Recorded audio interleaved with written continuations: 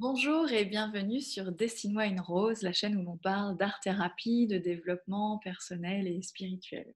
Aujourd'hui, je vous fais cette vidéo un peu inattendue, mais je pense que le sujet est intéressant, sur l'entraide dans le milieu, justement, des thérapies alternatives, des médecines douces, voilà, la grande famille des thérapeutes.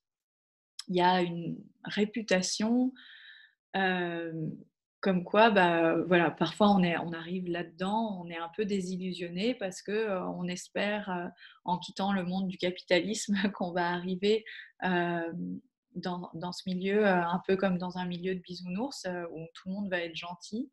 Hem Et puis on peut avoir des sacrées désillusions en étant très déçu et en se rendant compte qu'en fait, tout le monde n'est pas bien intentionné, bien qu'on soit, bah, dans l'aide à la personne, dans la santé, mentale, ou psychique et voilà, ça peut amener à pas mal, de désillusions.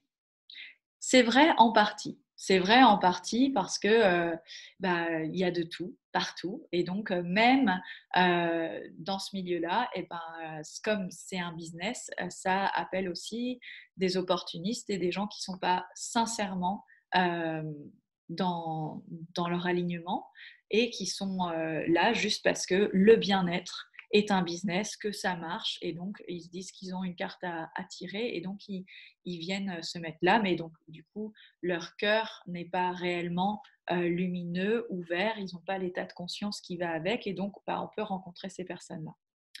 La question, c'est pourquoi vous rencontrez ces personnes-là? Parce qu'il y a quelque chose en vous qui vibre ça pour que, si ça se manifeste beaucoup, si vous en rencontrez beaucoup, ça part de vous, puisque en fait, on se crée toujours notre réalité à partir de nos vibrations. Eh bien, rencontrer ces personnes décevantes et qui, du coup, ont une face obscure, très différente de l'image sociale qu'ils donnent, et ben, ça peut vous amener à vous questionner sur vous et sur de qui vous parvenez à vous entourer et qui est-ce que vous attirez à vous et qu'est-ce que ces rencontres décevantes viennent vous, voilà, vous dire, vous apporter comme message sur vous-même et vos vibrations. Ça, c'est la première chose. Et puis la deuxième chose, c'est que de temps en temps, il y a quand même une mécompréhension, je trouve, de ce que l'on peut attendre des uns et des autres. Parce que on a beau être dans la grande famille des thérapeutes, euh, on est chacun des individus, individués, euh, qui portons l'énergie de notre propre entreprise. Et en fait, l'important, on a tous une vie avec bah, une vie de famille ou une vie de couple, des amis, etc. Donc le temps, c'est vraiment quelque chose de très précieux qui ne se rattrape pas. Et donc, notre énergie, en priorité, elle est portée sur notre entreprise. Et la question de l'entraide se pose parce que, bien sûr que, on est avec des valeurs de cœur, de générosité, on est soi-même dans un métier altruiste et donc on est là, entre autres, bah, pour aider les autres, puisqu'à la base, on est là pour s'aider soi-même et pour aider le monde, donc aussi, bien sûr, nos confrères, nos consoeurs. Mais on ne peut pas s'attendre à ce qu'en en fait, on arrive sur le marché, on est nouveau, on est un petit piou-piou, bah déjà, ok, ça se pose la question de quelle image vous avez de vous-même et comment vous vous considérez, en compétence ou pas, en capacité ou pas. Voilà, parce que c'est important aussi de vous sentir capable. Et si vous ne vous sentez pas capable de porter votre entreprise que vous êtes en train de créer et que vous attendez des autres qui sont dans votre région ou sur les mêmes réseaux sociaux que vous, qui font le même métier, vont vous épauler, vont vous soutenir comme voilà le nouveau petit junior qui arrive, etc. Vous n'êtes pas dans votre puissance à ce moment-là. Vous n'êtes pas dans votre puissance et vous êtes dans une croyance limitante que vous avez besoin d'aide pour vous en sortir. Mais pourquoi? Vous pouvez très bien vous en sortir en vous aidant vous-même, en étant dans votre propre puissance créatrice et en portant votre énergie sur vos projets sans attendre que les autres portent la leur sur les vôtres. Et en ne pas portant non plus votre énergie sur leurs projets. et encore moins s'ils vous ont rien demandé. Donc, du coup, c'est vraiment important que, en fait, dans cette notion d'entraide et de, de consororité ou de confraternité, avec des personnes avec qui vous partagez le même métier ou vous avez des métiers qui sont proches et complémentaires, bien, vous ne perdiez pas de vue que d'abord, vous êtes là pour porter votre entreprise à bien et que votre énergie doit être portée sur votre entreprise dans un premier temps. Et après, bah, l'énergie qui vous reste, le temps qui vous reste, c'est pour vos amis, votre famille, etc.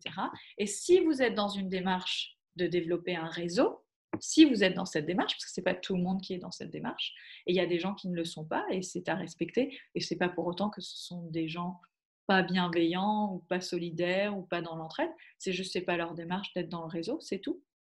Eh bien, si vous êtes dans cette démarche-là, assurez-vous de contacter des personnes qui sont dans la même démarche. Et donc, du coup, vous allez vous comprendre parce que vous avez les mêmes envies, les mêmes besoins, les mêmes attentes.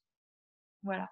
Mais quand vous arrivez dans ce milieu-là, que vous créez votre entreprise, et que donc du coup, bah, vous n'allez plus être dans une entreprise salariale avec des collègues, etc., mais vous êtes auto-entrepreneur et que du coup, entre guillemets, vos collègues sont des autres entrepreneurs, bah déjà, justement, il ne faut pas se méprendre. Ce n'est pas des collègues. En fait, vous avez quitté ce monde-là. Vous avez quitté ce monde-là et en fait, vous êtes solo. Vous êtes cavalier seul. Vous êtes solo et ça, c'est quelque chose à comprendre et à assumer, à être à l'aise avec. Vous n'avez plus vos petits potos collègues que vous voyez tous les jours au travail. Non, vous êtes seul, vous avancez seul et vous êtes tout à fait capable d'y arriver. Et après, si vous sollicitez de l'aide, eh bien, réfléchissez à comment vous sollicitez de l'aide. Qui est-ce que vous sollicitez déjà? Est-ce que c'est des personnes que vous avez déjà rencontrées physiquement ou pas? Comment vous les avez approchées? Avec quel tact? Parce que du coup, bah, peut-être qu'eux, ils n'ont pas du tout besoin de vous, peut-être qu'ils n'ont pas le temps, peut-être qu'ils ne sont pas dans cette démarche-là, ou peut-être que complètement, vous avez plein de choses en commun, ils sont comme vous, ils sont ravis de vous rencontrer. Mais déjà, en fait, c'est vous qui êtes en situation de demande. Donc déjà, bah, ajustez-vous par rapport à ça et mettez-vous à la place de la personne que vous sollicitez. Et puis, si vous voulez vraiment donc être dans une entraide proactive, c'est-à-dire que dès que quelqu'un fait un événement, hop, vous le partagez, etc., et que votre page de réseaux sociaux devient du coup une espèce de carrefour de plein d'informations de ce qui se passe dans votre région, etc., bah, c'est votre choix. C'est votre choix, mais du coup, où est-ce que vous portez votre entreprise à vous? Parce que votre page de réseau social, normalement, comme votre site web, c'est censé porter votre voix. VOIX pour VOIE.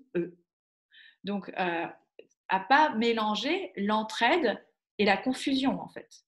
Parce que vous pouvez être dans l'entraide, mais en restant à votre place et en ce que chacun reste à sa place. Effectivement, on peut considérer que tout est co-création parce qu'on est dans l'univers et que du coup, le projet d'un tel, c'est mon projet parce que nous sommes un. C'est très spirituel, mais c'est dans aujourd'hui 2022, par rapport à l'état de conscience que l'on a et à la réalité des êtres individués que nous sommes, moi je trouve que c'est pas en place et que c'est pas adapté et que c'est pas la réalité. C'est pas la réalité parce que la réalité c'est que vous êtes un auto-entrepreneur, une auto-entrepreneuse, que vous avez besoin de porter votre entreprise, de dégager un chiffre d'affaires et d'en vivre dignement. Donc votre énergie, elle doit d'abord être portée sur vos projets à vous. Et si vous passez votre temps à regarder ce que font les autres et à les soutenir dans l'espoir secret qu'eux vont vous soutenir quand vous ferez quelque chose, vous êtes dans une dépendance. Alors là, pas affective, mais une dépendance, je ne sais pas, économique. Mais ce n'est pas comme ça que ça marche en fait. En tous les cas, pas pour moi. Moi, je vous invite vraiment à vous réaligner dans votre puissance créatrice et à vous sentir vraiment capable de mener à bien votre entreprise, de mener à bien vos projets, vos ateliers, vos conférences, vos séances individuelles, le remplissage de votre cabinet, tout ça, en fait, vous le visualisez, vous dépensez votre énergie à ça, en fait, à manifester la réalité que vous voulez vivre. Ça, c'est très important. Et vous verrez que vous allez rencontrer des gens qui sont dans cette même démarche et avec qui vous allez vous entraider. Mais en fait, l'entraide, elle sera basée sur une co-création et sur une collaboration, pas sur quelqu'un qui est là et quelqu'un qui est là et qui dit ah, tu peux me rendre service s'il te plaît, tu peux m'aider, tu peux. Enfin, voilà, les coups de pouce, ça marche, mais en fait, on ne peut pas passer notre vie à donner des coups de pouce parce que déjà, on n'a pas le temps et puis en fait, on n'est pas là que pour ça. Euh, on peut aider quand on a le temps et la disponibilité, et puis sinon, non, en fait. On ne peut pas aider individuellement plein de gens qui nous sollicitent et qu'on ne connaît pas. C'est pas possible, en fait. On a une vie privée, on a une vie professionnelle et on a des choses à faire et à mener à bien. Et donc, quand vous démarrez, eh bien, pensez à ça. Pensez à ça et vraiment, prenez votre pouvoir personnel. Prenez votre pouvoir personnel, travaillez sur la confiance en vous, sur votre capacité à y arriver et voilà, portez votre énergie pour manifester ce que vous voulez vivre et voir se réaliser dans votre vie professionnelle. L'entraide, vous verrez, vous la vivrez. La solidarité aussi, elle existe, mais elle ne prendra pas une forme de... Je ne sais pas trop comment exprimer, mais quelque chose qui fait que c'est de la charité en fait. Ça sera quelque chose d'égal à égal et ça sera beaucoup plus sain. Voilà, c'était mon conseil du jour et mon partage aussi personnel parce que c'est vrai que du fait que j'ai une chaîne YouTube, eh ben, il y a pas mal de gens qui me sollicitent et je réponds toujours aux commentaires, mais je ne peux pas vous répondre personnellement par email et je ne peux pas dépenser ce temps qui est précieux, hein, c'est mon temps, pour répondre aux sollicitations de chacun. Et je sais qu'il y a des gens qui le comprennent de facto et qui ne le font pas et pour qui ça paraît évident et d'autres pas. Et c'est pour ça que je fais cette vidéo aussi, pour que voilà, vous puissiez comprendre que il y a vos inquiétudes dans le fait que voilà, vous, vous lancez sur ce projet-là de reconversion, etc. Il y a vos inquiétudes de est-ce que vous êtes capable d'y arriver, etc. Ces inquiétudes, elles sont humaines et tout à fait compréhensibles. Euh, mais il se trouve qu'il y a des personnes dont je fais partie et c'est leur métier en fait d'aider les autres.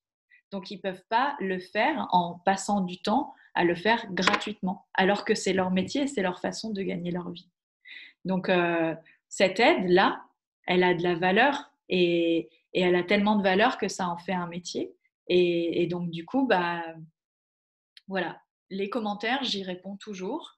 Mais je ne peux pas vous aider personnellement dans votre projet personnellement, sauf si vous prenez rendez-vous.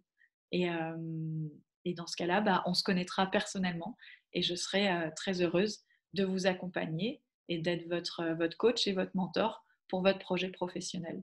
Mais de manière anonyme et impersonnelle comme ça, je ne peux pas répondre à toutes ces sollicitations. J'espère que vous comprendrez ma parole et j'espère que vous-même, quand vous serez en place, eh bien, et que vous aurez votre vie professionnelle et votre vie privée et votre temps précieux, eh bien, vous comprendrez ce que je dis aujourd'hui à l'aune de votre expérience future. Voilà, merci d'avoir écouté cette vidéo et je vous souhaite une très très bonne journée. À bientôt.